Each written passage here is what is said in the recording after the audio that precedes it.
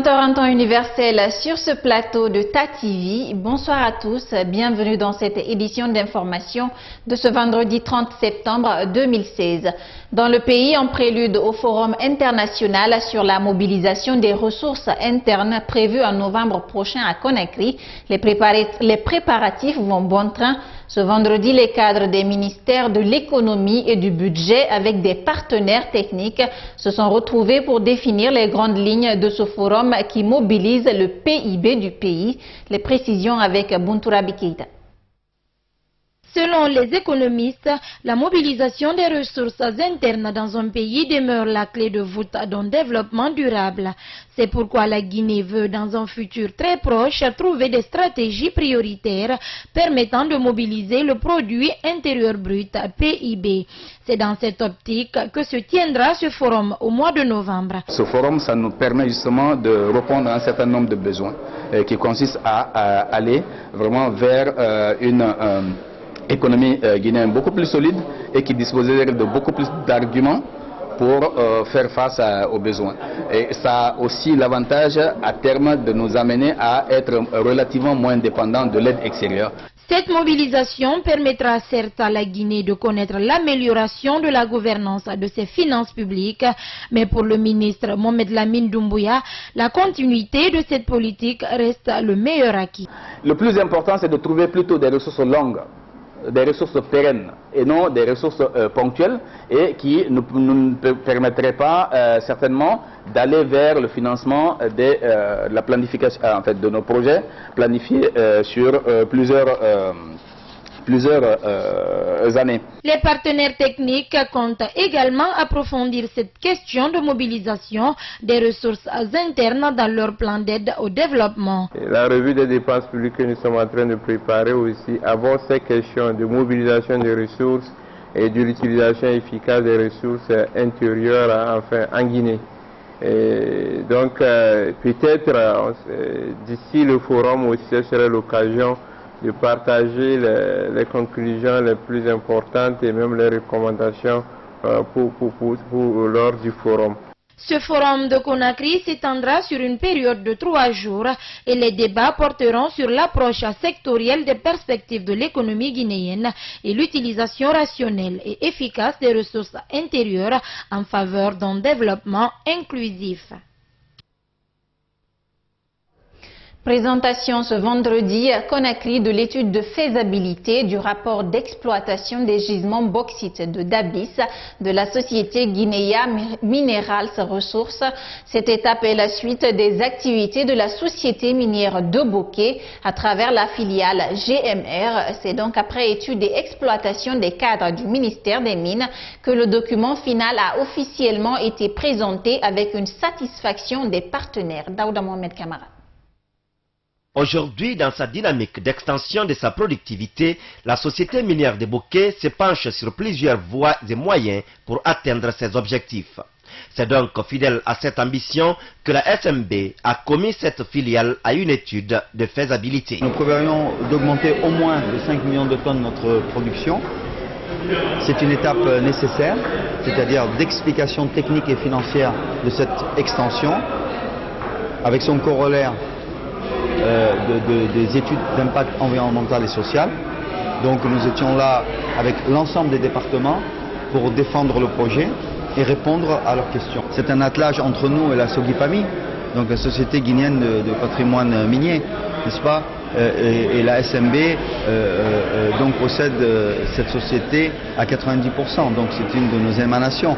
La situation aujourd'hui, c'est uniquement de trouver les voies et moyens d'augmenter la production pour atteindre les objectifs qu'on s'est fixés. Après plus de 2 heures de présentation et de questions-réponses sur le rapport final, le directeur général de Cameroun Resources, le bureau d'études, Soliba Kamara, s'est dit sorti satisfait du travail. C'est une étude qui a été très bien faite et que l'équipe est à encourager.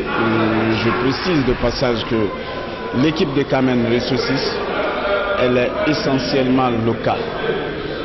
Nous travaillons avec l'expertise locale, en partenariat avec des grandes firmes internationales dans tous les domaines d'accès. Pour le secrétaire général du ministère des Mines et de la Géologie, le département apprécie certes les exploits de la SMB sur le terrain, mais il est aussi de leur devoir d'être regardant pour le bonheur de la Guinée. À travers la SMB, la Guinée sur le plan de la bauxite s'est relancée dans le monde entier. Nous avons aujourd'hui une place dans le marché mondial de la bauxite. Donc le travail qui fait cette société est un travail de qualité qu'on apprécie bien, mais n'empêche que l'étude qui est venue, que l'on puisse faire des observations pour que, comme je l'ai dit dans la salle, l'exploitation puisse se faire de manière tout à fait paisible. Les faiblesses qu'on verrait aujourd'hui, sur lesquelles on s'étairait, apparaîtront au grand jour pendant l'exploitation. Donc on est là pour un meilleur accompagnement des sociétés minières, pour que les investisseurs puissent venir. Il faut qu'on fasse un bon travail sur les documents que les sociétés envoient pour que, pendant la vie de l'activité, pendant la vie de la société, les problèmes puissent être les plus faibles possibles. L'ambition de la SMB, selon le CA, c'est voir la Guinée parmi les plus grands producteurs de la bauxite dans le monde. Les membres de l'Association des fonds d'entretien routier africains, en abrégé AFERA, vers l'application stricte du règlement numéro 14. Le but visé de cette loi est de promouvoir la bonne administration des fonds d'entretien routier et faciliter un partenariat public-privé efficace en vue d'assurer les meilleures conditions de mobilisation des ressources destinées à l'entretien des infrastructures routières. Une décision prise à l'issue de 2 jours de rencontres au compte de la 9e réunion de Conakry. Le compte rendu de Moussa Sefa Kamara. C'est pour la préservation des infrastructures routières africaines que l'Association des fonds d'entretien routier africains a élaboré un plan d'action permettant aux États membres de respecter le règlement 14. Le respect des conditions d'exploitation et l'entretien permanent des routes reste une des solutions pour la bonne santé de celles-ci. Ces 2 jours d'échange ont permis aux participants de cerner un certain nombre de problèmes liés à la dégradation des infrastructures routières. Nous avons commencé à partir de 2017 de procéder au délestage des camions qui se trouvent en situation d'infraction. Et je considère que ça, c'est quand même une phase appréciable parce que cela voudra dire qu'on n'acceptera plus de percevoir des amendes et de continuer la détérioration de nos routes. Mais un camion qui sera en infraction maintenant se verra appliquer une amende et en plus de l'amende, on va délester l'excédent de poids qui était chargé sur ces camions. Et je considère que quand même c'est une étape fondamentale qui permet d'assurer la pérennité de nos infrastructures routières. Les 12 pays membres sont résolument engagés pour appliquer le règlement 14. Mais cela ne sera possible sans l'apport des autorités, précise le président d'AFERA. Les résolutions et recommandations qui sont sorties de cette réunion pour être appliquées, pour être mises en œuvre, ont besoin d'un accompagnement politique fort. Aidez-nous à faire nos routes, aidez-nous à développer nos pays, aidez-nous à développer nos infrastructures. Nous sommes engagés. Nous sommes décidés, nous irons partout où il faut aller, mais nous ne pourrons rien lorsque nous n'avons pas derrière nous, vous, les décideurs politiques. Pour le secrétaire général du ministère des Travaux publics, la protection des routes demande les moyens, mais le faire aussi est un défi pour le département.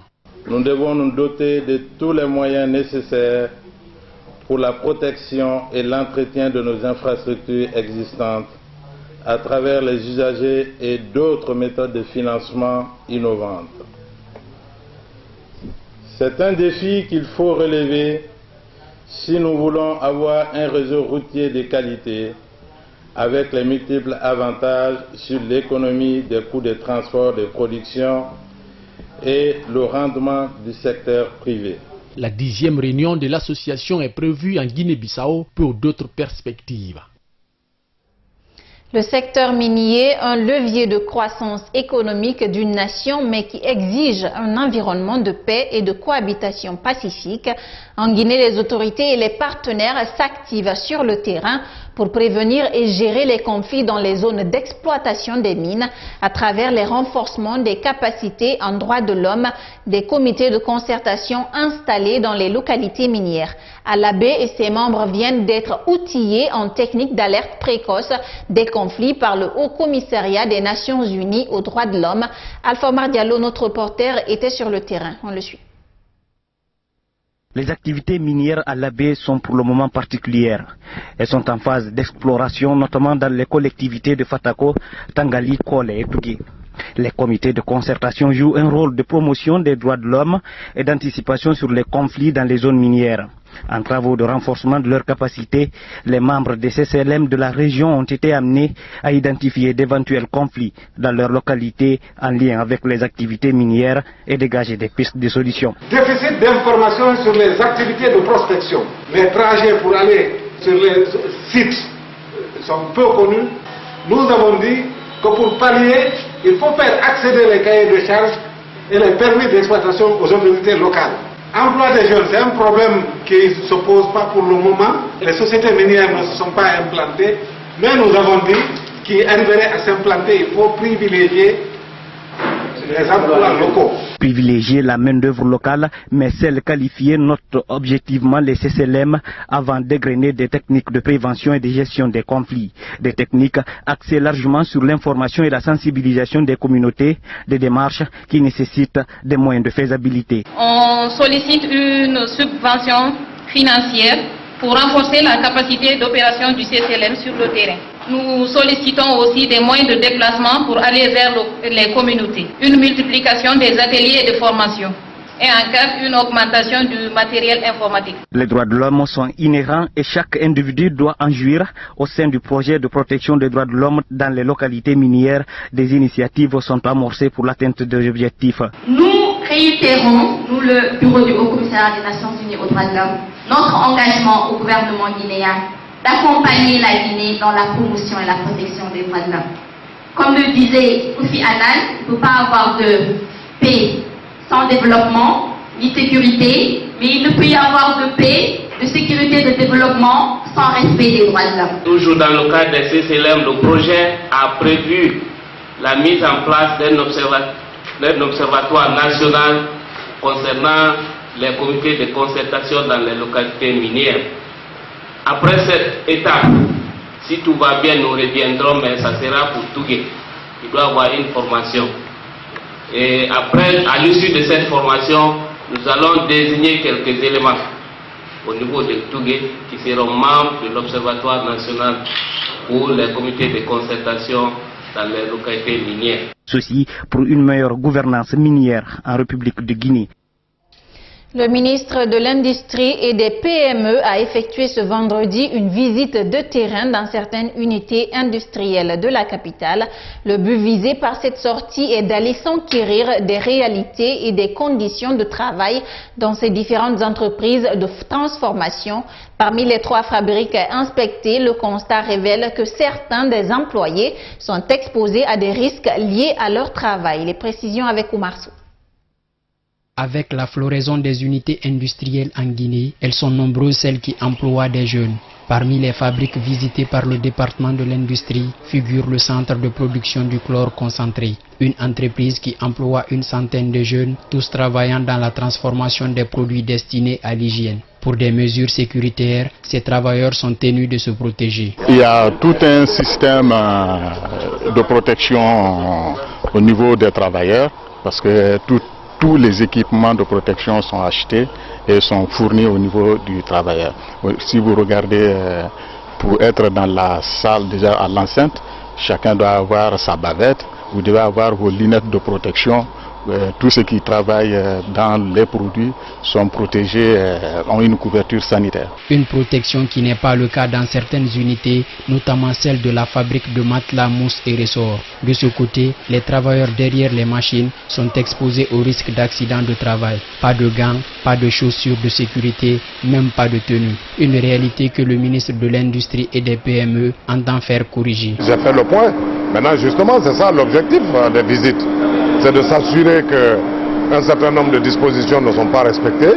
Nous allons faire appeler les industriels en question, leur rappeler les règles minimales de sécurité, les règles minimales d'hygiène, pour que, je vous ai dit qu'il y a un programme de contrôle qui va être fait, pour qu'au moment du contrôle, qu'on s'assure effectivement que ces mesures de sécurité sont respectées, pour que les travailleurs puissent être protégés aussi lorsqu'ils font dans l'exercice de leur travail. Vu l'état de vétusté des installations de certaines unités industrielles, le responsable du département de tutelle demande une réflexion dans ces usines. Par ailleurs, Boubacar Bari a salué la qualité du travail et le taux de présence des femmes qui s'élève à 80% dans ces entreprises. Dans l'ensemble, je suis satisfait. Un peu plus de travail peut-être à l'usine de Matla pour la rendre plus propre parce qu'elle est un peu ancienne. Bon, il est vrai aussi qu'elle est plus vieille que l'usine de chips. Mais à l'usine de chips, je suis impressionné, un par la propriété et deux par la qualité du personnel. Cette visite de contrôle des unités industrielles et des PME consiste également, selon le ministre, à sensibiliser les opérateurs économiques sur le respect de la réglementation et à la mise à niveau de leurs installations. Et cela dans la perspective de les mettre dans les normes d'ici le début de la prochaine campagne de contrôle. Sport dans cette édition et on parle cette fois-ci du karaté. 13 athlètes guinéens médaillés du tournoi international de karaté zone 2 de Bamako ont été présentés ce vendredi au ministre Siaka Bari. La compétition sous-régionale qui a regroupé au moins 5 pays s'est déroulée du 21 au 26 septembre 2016. Une occasion pour les bénéficiaires de solliciter plus de soutien. Diao Bachir nous en dit plus. Ils sont au total 16 athlètes issus de la Fédération nationale de karaté à être récompensés après avoir participé activement au tournoi international de karaté zone 2 de Bamako 2016. Sur les 8 pays qui devraient prendre part à cette compétition qui s'est déroulée du 21 au 26 septembre au Mali, 5 ont répondu dont la Guinée. C'est donc avec un cœur rempli de joie mais aussi de fierté que les 13 médaillés ont regagné leur pays. Mais pour le directeur technique de la Fédération nationale de karaté, ce acte traduit le fruit d'une dure labeur abattue par toute l'équipe. Mais je vous avoue par là que les athlètes guinéens sont venus très jeunes dans un monde trop vieux. C'est-à-dire le Sénégal et le Mali avaient pris un grand pas par rapport à cette compétition. Parce que ces différents athlètes-là étaient dans l'internat depuis 6 mois. Et ils ont bénéficié de l'apport des experts mondiaux et qui est venu, s'il faut dire, toiletter leur travail. Et nous, par contre, on a été sévrés de cela, on n'a pas eu cette chance. Mais avec la dextérité du staff technique, on a fait le résultat qu'on va présenter au ministre. Comblé de joie, le ministre de la Culture, des Sports et du Patrimoine historique a salué le courage et surtout l'engagement de la jeunesse guinéenne qui, selon Siaka Bari, est en train de relever le défi. Cette jeunesse qui a décidé désormais de ne plus courber l'échine devant aucune jeunesse africaine. Vous savez, on a beau dire tout du Guinéen, mais toute l'Afrique reconnaît quand même la fierté du Guinéen. Nous sommes fiers, nous pouvons être pauvres, mais nous sommes fiers. Et cette jeunesse commence à retrouver cette fierté. Selon le président de la Fédération nationale de karaté, la République de Guinée a été choisie pour abriter l'organisation prochaine du tournoi international de karaté zone 2. Le rendez-vous des bilans n'est pas donc trop loin, a conclu le ministre Siaka Bari. Ahmed Sékou Traoré a démissionné du RPG Arc-en-Ciel. La destination de l'ancien membre du bureau politique du parti au pouvoir n'est pour l'instant pas connue, mais les raisons de sa décision, elles le sont. On suit le démissionnaire au micro de notre reporter Salou Mbounou. Ma présence ici ce soir, c'était de venir déposer ma lettre de démission officielle au parti LPG Arc-en-Ciel et que très prochainement j'ai décidé de prendre mon indépendance personnelle. C'est pas facile, c'est dur, mais ce n'est pas dur aujourd'hui, c'est dur depuis hier parce que depuis hier je me battais pour qu'il y ait une réforme interne dont le document en fait foi, mais malheureusement les réformes que je souhaitais, n'est-ce pas, et que je pensais que c'était une inspiration populaire au sein du parti n'ont pas réussi, je me dis que ce n'est pas la peine que je continue à prêcher dans le désert. Si il doit y avoir d'autres éventualités, je le ferai de façon officielle. Page noire de cette édition d'information, le commissaire de la HAC Alpha Kabene Keïta a reçu ce vendredi les derniers hommages de ses proches, parents et collaborateurs. L'ancien journaliste de La Voix de la Révolution s'est éteint mardi 27 septembre dernier par suite d'une courte maladie. Il a regagné sa dernière demeure cet après-midi au cimetière de Cameroun. Salou Mbounou a assisté à l'exposition de la dépouille. On suit son compte rendu. À l'abri des chants funèbres, dans un silence émouvant, Les cadres de la HAC et les acteurs du monde médiatique se recueillent devant la dépouille d'Alpha Kabiné Keïta, désormais ancien commissaire de la haute autorité de la communication. Ce vendredi, au siège de l'institution, les mérites de l'homme ont été mis en exergue. Les témoignages des uns et des autres décrivaient un homme social. Alpha Kabiné Keïta était surtout caractérisé par sa modestie, son humilité, sa discrétion, sur sa grandeur, sur sa noblesse, par exemple. Humble, d'un homme détaché devant le matériel, mais surtout d'un homme proche des autres et qui les comprenait tels qu'ils étaient ou tels qu'ils sont et non comme forcément ce que vous voulez qu'ils soient. Une autre voix, une autre plume réduite au silence. La Guinée en larmes, mais le monde médiatique se sent plus touché. Ses collègues de la Voix de la Révolution, devenue la RTG en 1984, suite à la prise du pouvoir par l'armée, se rappellent encore des merveilleux moments vécus. C'était en 25 octobre 1985, j'étais correspondant de l'université de Conakry. Quand nous sommes arrivés à la RTG, il a demandé à un grand frère, qui est Almami Bari, de m'accompagner dans le montage de cet élément qui devait être diffusé dans Guinée Soir. Et moi, nouvellement venu au micro, j'ai lu, arrivé au niveau du BOP, j'ai lu BOP sur les antennes. Le lendemain, certains ont décidé que je ne devais plus rester à la RTG parce que j'ai fait cette faute professionnelle. Mais en fait, c'est parce que je n'avais pas été informé. Il a pris sur lui de dire que c'était sa faute à lui, parce qu'il ne m'avait pas dit que cela n'était pas à lire. Le caractère social d'Alpha Kabiné Keïta se faisait aussi ressentir dans sa famille. Cette disparition attriste ses enfants qui gardent de leur père le meilleur des souvenirs. Papa, tu as été un exemplaire, un éducateur qui s'est toujours investi pour ses enfants et qui n'a jamais rien ménagé pour se rendre utile à autrui.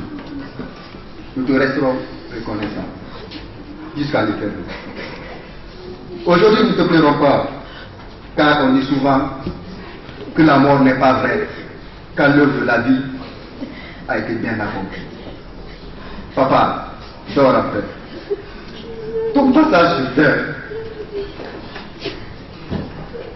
et la chance que tu nous as donnée de sortir de tes entrailles constitueront pour nous un rivière que chacun de nous saura garder sous son tête d'oreille pour y avoir accès à chaque fois que la nécessité se fera sentir. Ce vendredi, l'ex-rédacteur en chef de la RTG a été inhumé au cimetière de Cameroun où il repose à jamais.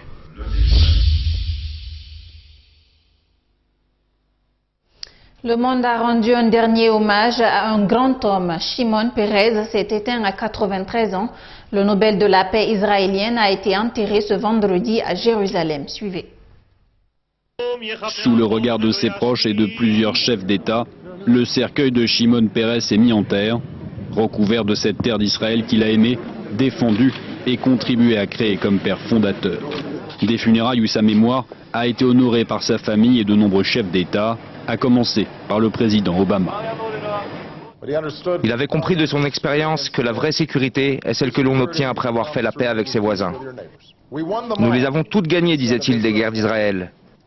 Mais nous n'avons jamais obtenu la plus grande victoire que nous recherchions, être débarrassés du besoin de remporter des victoires. Mahmoud Abbas, le président de l'autorité palestinienne, a assisté à ses funérailles. Une initiative personnelle du leader palestinien est critiquée dans son propre camp. Juste avant le début de la cérémonie, il a croisé Benjamin Netanyahou. Poignée de main brève et tendue entre les deux hommes. Depuis des années, Mahmoud Abbas ne s'était pas rendu à Jérusalem. Symbole de plus d'une paix toujours à conquérir et obsession de Shimon Peres durant toute sa vie.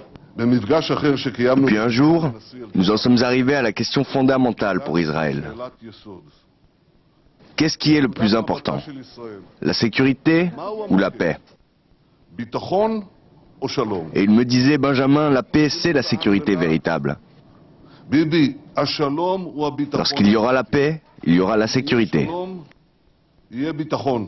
Shimon Peres est enterré au cimetière militaire du Mont Herzl. Il repose aux côtés des grands hommes de l'État hébreu, comme l'ancien Premier ministre Yitzhak Rabin, avec qui il avait signé les accords de paix israélo-palestiniens d'Oslo.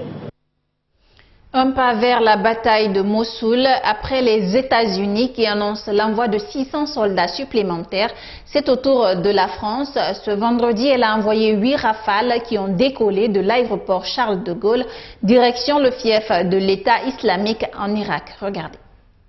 Parfois munis de bombes à guider laser et GPS, ces rafales de l'armée française s'envolent pour une mission top secret. Aucune précision n'est donnée par le ministère de la Défense sur les cibles visées. Mais c'est bien en direction de la Syrie et de l'Irak qu'au moins 12 rafales ont décollé peu après 6 heures ce matin, heure locale. Le déploiement du porte-avions Charles de Gaulle en Méditerranée orientale a un objectif, la lutte contre Daesh. Alors qu'au sol en Irak, depuis des semaines, l'armée irakienne tente de reconquérir village après village. Positionné actuellement à une 50aine de kilomètres de Mossoul, le fief des djihadistes. La résistance est âpre, mais le groupe terroriste est encerclé par les forces kurdes et irakiennes. Les Kurdes sont ici au nord, en jaune. L'armée irakienne est au sud, en rouge sur cette carte. Pour appuyer les forces irakiennes, justement, Barack Obama a annoncé cette semaine l'envoi de 600 soldats américains supplémentaires pour participer à l'offensive sur Mossoul. La France vient aussi de déployer 4 canons d'artillerie sur cette base reprise en août à Daesh. Mossoul, c'est 1 500 000 habitants. Si certains ont déjà fui, les organisations humanitaires se préparent elles aussi de leur côté. Elles redoutent un exode massif de civils en cas d'offensive. Plus d'1 million de personnes pourraient être déplacées lors de la prochaine offensive et nous prévoyons qu'au moins 700 000 personnes auront besoin d'aide, d'abris, de nourriture, d'eau. La reconquête de Mossoul, qui doit intervenir officiellement avant la fin de l'année, sera lente et périlleuse. La population est à majorité sunnite et une partie d'entre elles soutient en effet le groupe État islamique. Dernier point de cette édition d'information, la campagne aux États-Unis. On parle cette fois de ce troisième candidat pour la Maison-Blanche, peu connu d'ailleurs. Gary Johnson, c'est son nom, est crédité de 10% dans les sondages et c'est plutôt inquiétant. Reportage. Gary Johnson, c'est le troisième homme de la campagne américaine, celui que personne ne connaît mais qui gagne à être connu, surtout lorsqu'on lui demande qui est son dirigeant étranger préféré. Quel est votre dirigeant préféré? Mon préféré? Oui, dans n'importe quel continent, n'importe quel pays. Citez-moi un dirigeant étranger que vous préférez. Le présentateur a beau lui donner du temps, Johnson est incapable de répondre. Je sais pas, le Canada, le Mexique, l'Asie, l'Europe, l'Afrique. Un seul dirigeant que vous aimez bien. Une nouvelle gaffe pour celui qui est quand même crédité de 10% d'intention de vote. Un impulsif qui n'hésite pas à s'en prendre aux médias, qui considèrent qu'il ne sert à rien d'autre qu'à brouiller les cartes. Je dois vous dire, ce que vous faites est une horreur.